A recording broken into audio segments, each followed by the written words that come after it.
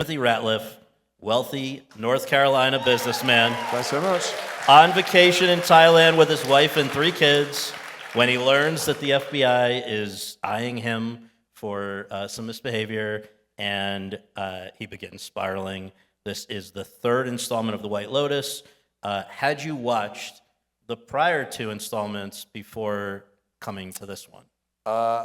Well, there's the version I told Mike White and Dave Burnett, the producer, and then there's the truth. Right.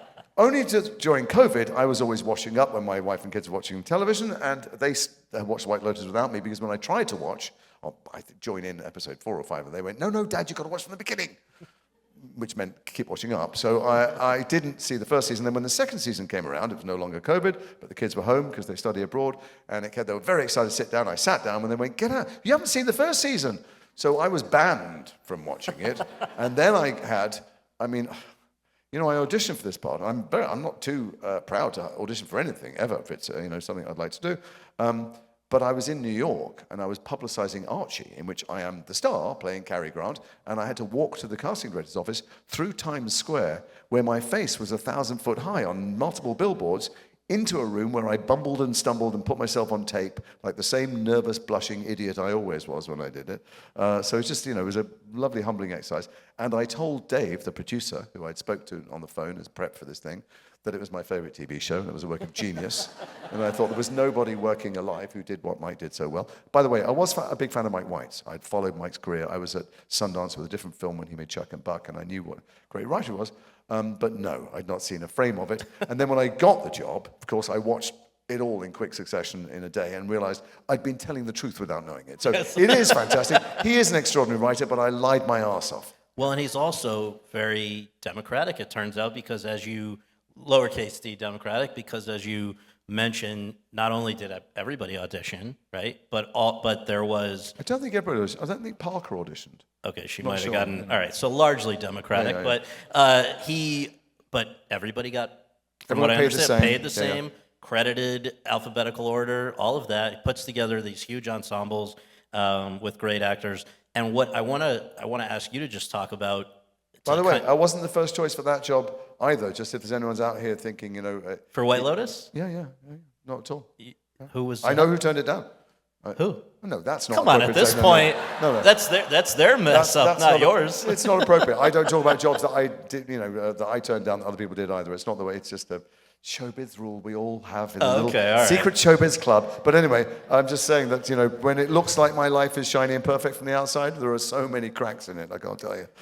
Okay, so Mike White, though, writes and directs every single one of these himself. There's remarkable. No writer's room. I'm glad you mentioned that he directs it, because he doesn't get credit for the directing, because the writing, rightfully people talk about that he imagines this world, but it wouldn't be 1% as good if he wasn't the person on set creating the right kind of atmosphere for people to feel that they can improvise or find different layers of humanity or do those unpredictable shards of, reveal those unpredictable directions that people take when they're interacting with each other that most directors would not be expecting or looking for or encouraging. He's a remarkable director. Do you know what made Mike think of you for this? I do know what they looked at, yeah. Dave saw Death of Stalin on a plane, which makes no sense. And then they looked at The Great. I did a little part in The Great because I know Tony, and I did... How either of those made them think I was right for Timothy Ratliff, I have no idea. Whatever drugs they were on worked, and I'm thrilled. But ours is not to reason why. Maybe I was cheaper than everybody else. I don't know. So you and your co-stars... And by the way, it wasn't that I wasn't going to take the part. Of course, I would always have taken the part because it's White Lotus. But I was worried about it, and I wasn't sure whether I should.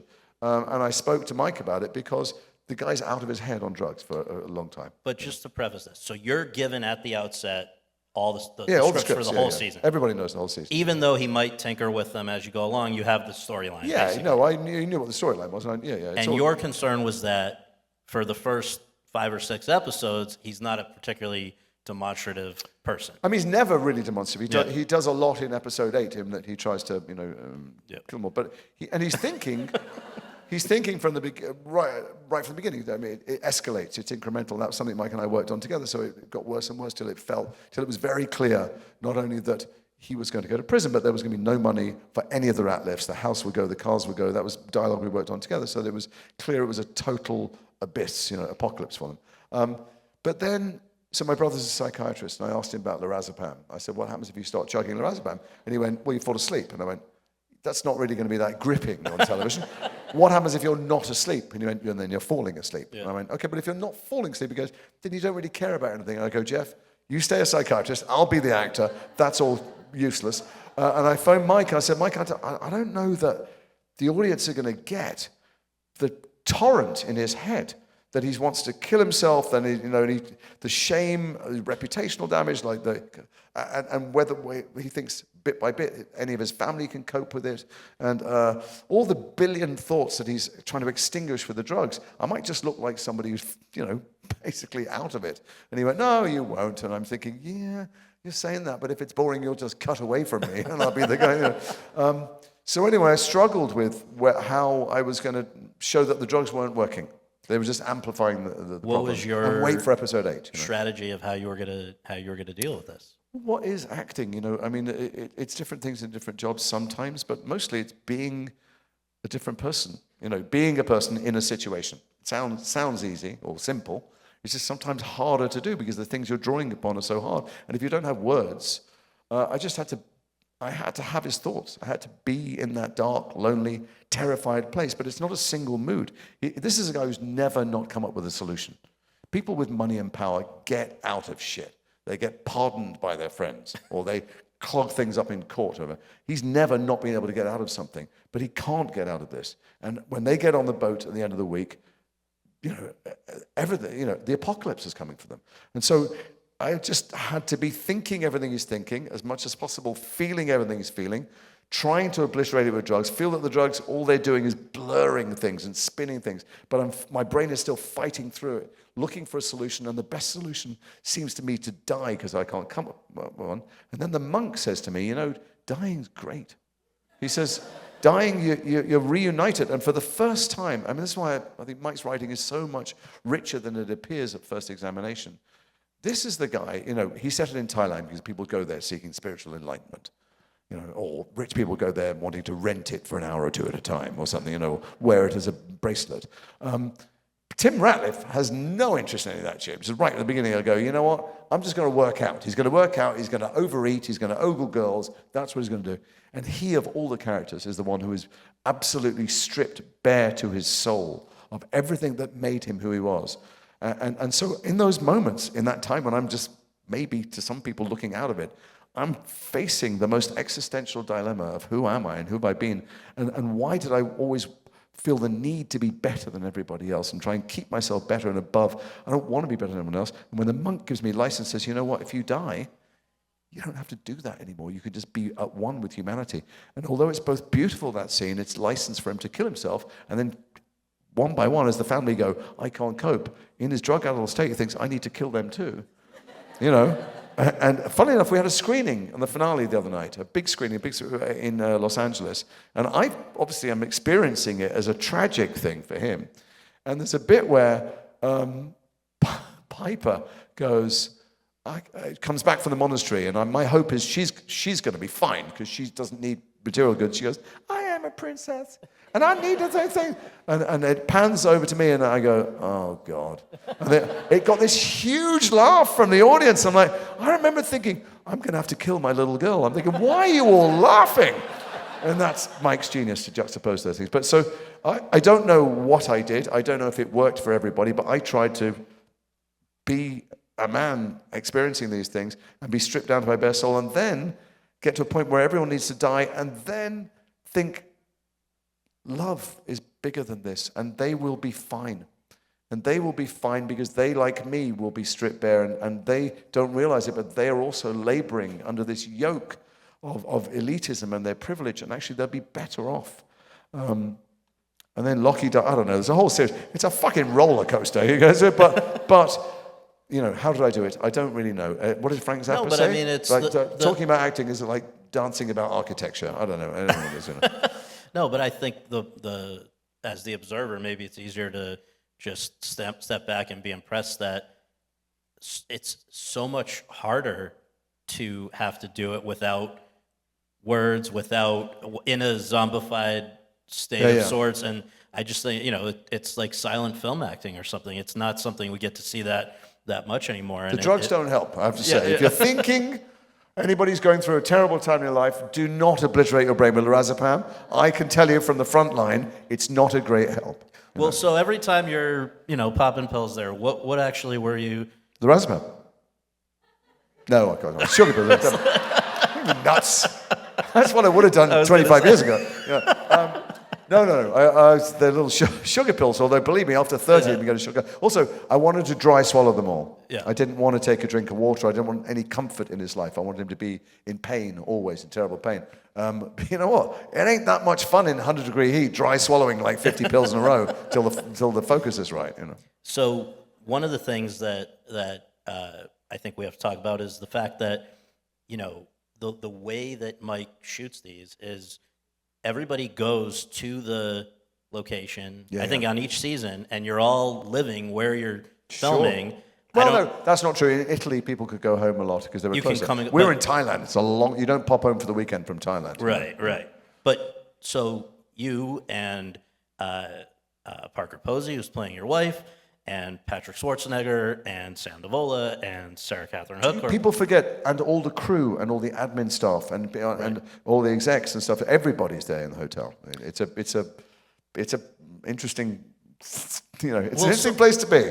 Well, so but let's talk about that because it's been alluded to a little bit, but that is. I saw stuff on the internet. The thing is, people think that we had a holiday. Well, it is in a place that people go for a week-long holiday. But when they do that week-long holiday, they go in the sea and they go in the spa. And we're in makeup and costume all the time. We're working in a place with lights on for 15 hours a day, and they close the door and you switch the air conditioning off because you can't hear the noise of it. And, it's hot, and it was so hot that if you had gone on holiday, you might have thought, let's leave and go somewhere else. It was, and I didn't want in one of the 8 billion interviews we're all giving all the time. I didn't want people to think we were away on a holiday. It was a very intense experience, and because there's so many of us there, and you're all in each other's business, breakfast, lunch, and supper and stuff, and you naturally, like you do at summer camp or when you go away working, you make some people you're more friendly with. You like go to college, you make friends with some people at the beginning, and you go, actually, I'm more like your kind of person. So I alluded to, and I said it's part summer camp and part Lord of the Flies. And there were friendships made and broken. There were romances. There were all these things. But I wasn't. No one should try and read into the actors because I'm talking about hair and makeup and accountancy and the camera department and the people who worked in the hotel. There's all those things. But the notion, all these fantastic amateur Sherlock Holmeses online, they go, because someone posted that picture, and because that person's in this, I've extrapolated from that they murdered their child. No, they're all complete. I read everything on the internet. I've literally read every word ever published on the internet since it started. And nobody is anywhere near guessing what's going on. But also, it's indiscreet and inappropriate for us to talk about these things. They're none of anybody's business. The actors all had a very special experience together, and we all text each other every day, and there's a lot of love there. So anyone hoping to dig in there and expose fissures is going to have a very sad and frustrating time. Over that, if that's where you're going, Scott. No. Over that amount of time, though, you do really, I would imagine, learn, especially with the other actors, what you share and don't share in common in terms of approach. Sure. And I found that, the person who you might have more screen time with than anybody, Parker Posey, right? Actually, no, we didn't have that much stuff together, Parker and I. I guess at all the He's dinners. by himself. Tim. I mean, I didn't have that much acting with most people because Tim is just lonely. He's terrified. He can't share with anybody else what he's going through. So there's a scene or two with Parker where she says she can't cope with it. I have a scene with each one of my children when they say they can't cope with it. And then I'm isolated. I felt isolated as Tim, not as Jason when I was there, but I felt isolated a lot. But I guess even so, all right, she though you found has a totally different way of working than you. Is that what I understood from just in terms of how you get into a scene or get out of it or whatever? Well, she's playing a very different part. She's not having a terrible time. Parker was, and knew her part in the piece was to be hilarious, and she has become a meme all over the world because she's brilliant at doing the thing. I'm having an existential crisis, and they don't connect as husband and wife. So, she's got a different way of working, but everybody's got a different way of working. There's no actor that way. Walton's got a different way. You know, Walton was unbelievably intense when he was being Rick and was enormously good fun when he wasn't, you know. So everyone's got a different way of working.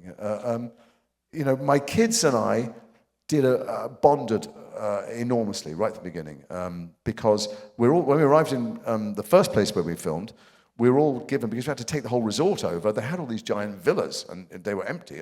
So they gave it to the older actors. So I had this insane billionaire's mansion with a butler, you know, and a separate villa with a bedroom in it, like, you know, and a full-size swimming pool with pagodas and stuff. And I got there and went, oh my God, I am the Aga Khan, you know. And I FaceTimed everyone, look where I'm staying. But actually, it was really lonely.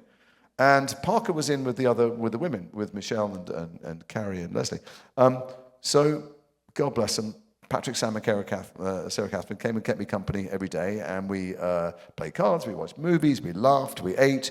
We started going on trips together, and we became a unit. And I felt like they were my kids. I mean, they looked at me, I'm sure, and thought that they were my parent, because I'm more childish than any of them. But we became very close over the course of the thing. And then over the course of 7 months, you become close to other people. But the initial bonding that's where it was, and it stayed. And, you know, to this day, every day, I'm so proud. Pathetic. This is pathetic. I'm going to make myself sick.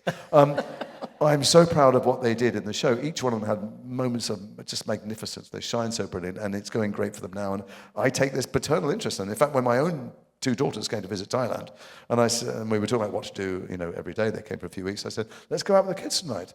And they went, Dad, we're your kids. You know. So at the end of the shoot, you go home, however long it is before Mike puts it together and has cuts.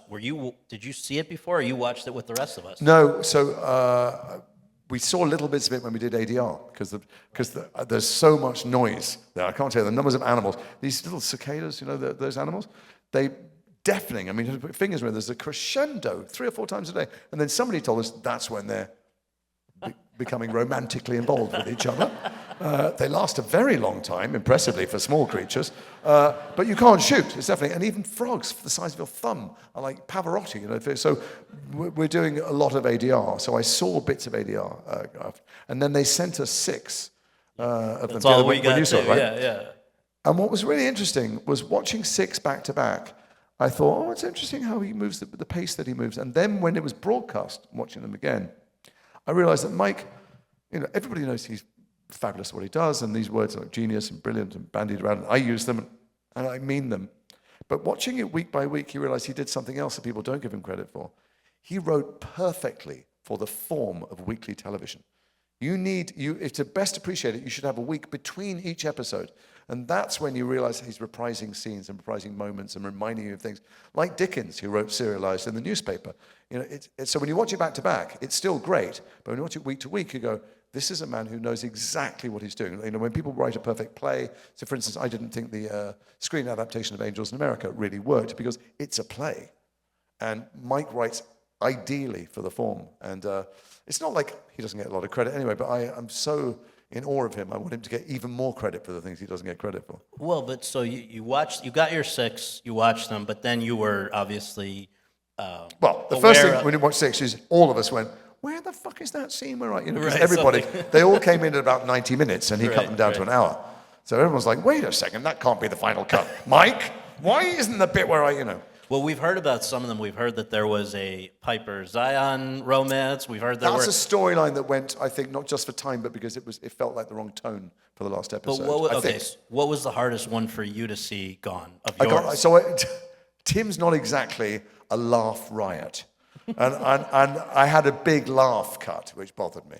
And then I also had a line right at the beginning. It's only a line. I mean, other people lost a lot more, but when we first arrived, I wanted the audience to understand that we're slumming it staying at the White Lotus.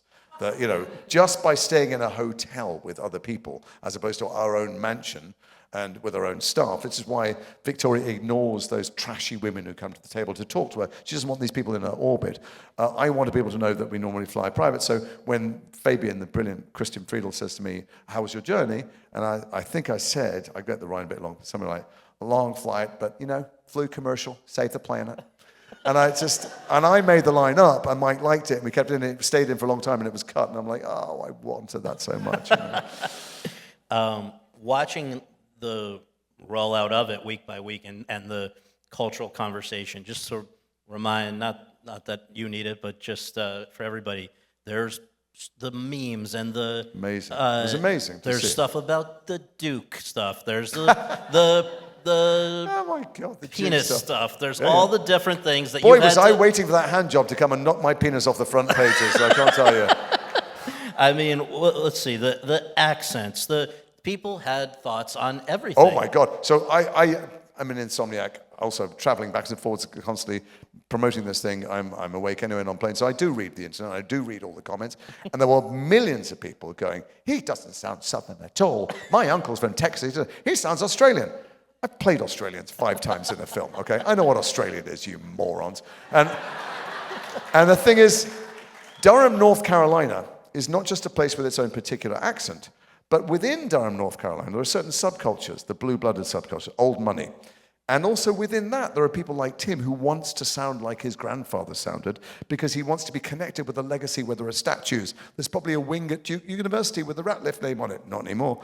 And certainly won't be one with the Isaacs name on it. Anyway, and so it's a very specific thing, and that, I've said it before, but just in case you haven't heard it, in the Durham accent, I had Liz Himmelstein, who's one of the world's great dialect coaches, break it down phonetically with me from a couple of politicians and people that we found there. And there are 2 vowel sounds. One is a diphthong, which is a combined vowel, which is the O sound. People enjoy Parker when she goes, Piper, no. But also, the O sound is a very unusual sound for the South. You don't get it anywhere else. And so when I say I know and I'm going there and I'm so in love with you, that is an English vowel sound. Like, I'll have a glass of Coke, I know. That's the O diphthong, and the other sound is the O. So Americans say I've got, I'm not. And if you're a certain kind of Durham, North Carolina, you say got and not, which is odd. And so all those people who were kindly sharing their opinions with me can stuff them back up inside themselves and happily make love to themselves. So,